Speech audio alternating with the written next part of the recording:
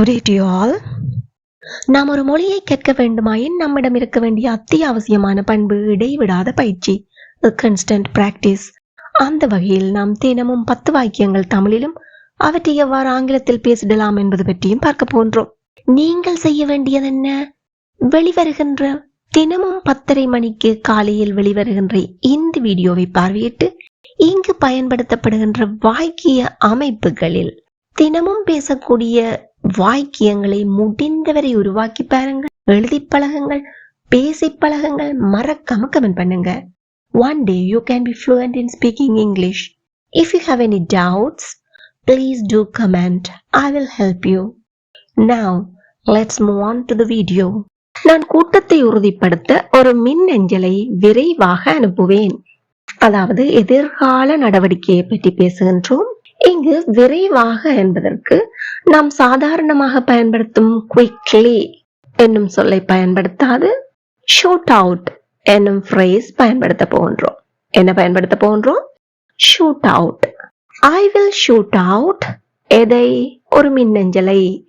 an email எதற்காக? கூட்டத்தை உறுதிப்படுத்த, to confirm the meeting. I will shoot out an email to confirm the meeting. Again, I will shoot out an email to confirm the meeting. உங்களிடம் ஏதேனும் யோசனை இருந்தால் அவற்றை விரைவாக தெரிவியுங்கள். உங்களிடம் ஏதேனும் யோசனைகள் இருந்தால் if you have any ideas, just shoot them out. அவற்றை விரைவாக தெரிவியுங்க. If you have any ideas, just shoot them out. எல்லாம் வாயத்திலிருந்து சத்தமா சொல்லி பாருங்க. Very good. If you have any ideas, just shoot them out. முயல் சத்தத்தை கேட்டவுடன் தன் வலையிலிருந்து விரைவாக வெளியேறியது. திடீரென்று ஒரு சத்தத்தை கேட்குது, கேட்டோன்னு வலையில இருந்து என்ன செய்யுது? விரைவா வெளியேறுது. முயல் எப்படி விரைவா ஓடும்னு எல்லாருக்குமே தெரியும். முயல், the rabbit. கடந்த காலத்தை பற்றி பேசுகின்றோம். shoot அதனுடைய இறந்த கால வடிவம் shot. The rabbit shot out of its burrow. எப்போது? சத்தத்தை கேட்டவுடன். when it heard a noise. The rabbit shot out of its burrow when it heard a noise. எல்லாருமே கூட சேர்ந்து சத்தமா சொல்லி பாருங்க. The rabbit shot out of its burrow when it heard a noise. Again, the rabbit shot out of its burrow when it heard a noise.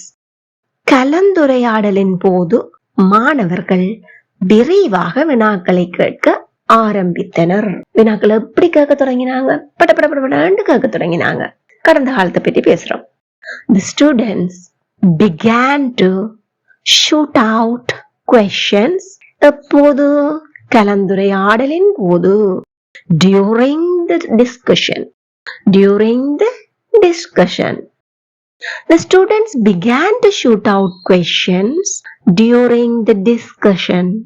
எல்லாம் வாய்விட்டு சத்தமா சொல்லி பாருங்க. Amazing. The students began to shoot out questions during the discussion. அவள் வீட்டிற்குள் நடந்து சென்றாள். எங்க நடந்து சென்றா? வீட்டிற்குள். உள் என்பதை குறிப்பதற்கு நாம் சாதாரணமாய் இன் என்பது பயன்படுத்துவோம். இங்கு நடந்து செல்லல் என்பது ஒரு திசை கொண்ட செயல். ஏதோ ஒரு திசையில தான் நாங்க நடப்போம்.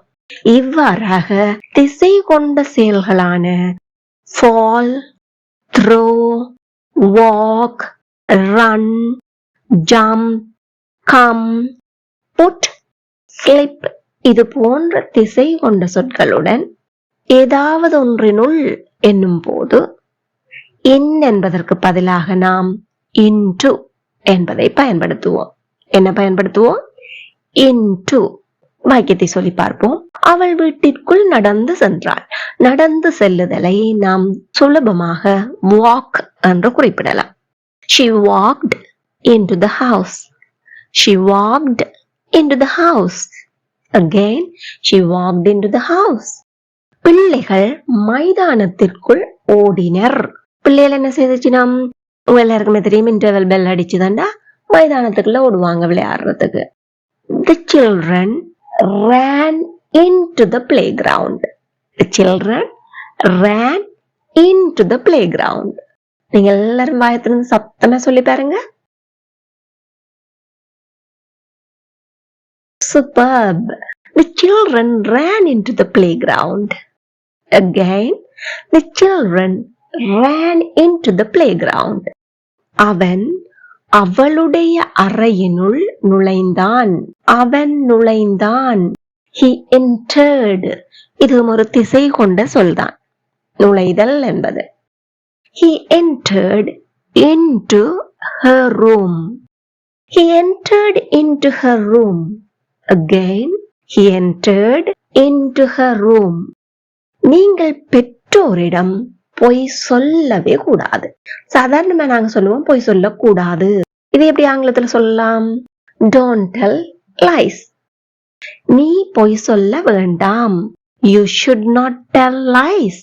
You should not tell lies. இங்க என்ன சொல்கின்றோம்? நீ பெற்றோரிடம் பொய் சொல்லவே கூடாது. சொல்லவே கூடாது. அப்படி செய்யவே கூடாது எப்பவுமே. இதற்கு நாம் பயன்படுத்துவது should never. should never plus V1 form. அதாவது இதனுடைய வாக்கிய அமைப்பானது subject plus should never plus V1 என்ற வடிவத்தில் அமையும். சொல்லி பார்ப்போமா? You should never lie to your parents. You should never lie to your parents. எல்லாரும் வாய்விட்டு சத்தமா சொல்லி பாருங்க. Splendid. You got it. You should never lie to your parents. நீங்கள் ஈரமாக இருக்கும் கைகளால் மின் சாதனங்களை தொட்டவே கூடாது. தொடக்கூடாது என்பது வேற, தொட்டவே கூடாது. தொட்ட என்ன செய்யும்? ஈர கையால ஷாக் அடிக்கும். You should never touch எதை? Electrical appliances. எதனால்? With wet hands. With wet hands. You should never touch electrical appliances with wet hands. Again, you should never touch electrical appliances with wet hands. மாணவர்கள் பரீட்சையின் போது ஏமாற்றவே கூடாது. அதாவது மோசடி செய்யவே கூடாது. உங்க எல்லாருக்குமே தெரியும், பரீட்சையில மோசடி செய்தா பிறகு பரீட்சைகளை எழுத முடியாத ஒரு நிலைக்கு தள்ளப்படுவார்கள். அப்ப இது செய்யவே கூடாது. Students should never cheat during an exam. Students should never cheat during an exam. Again, students should never cheat during an exam. எல்லாரும் வாயத்திலிருந்து சத்தமா சொல்லி பாருங்க. Very good. You got it. இப்போ நீங்க செய்ய வேண்டியது என்ன?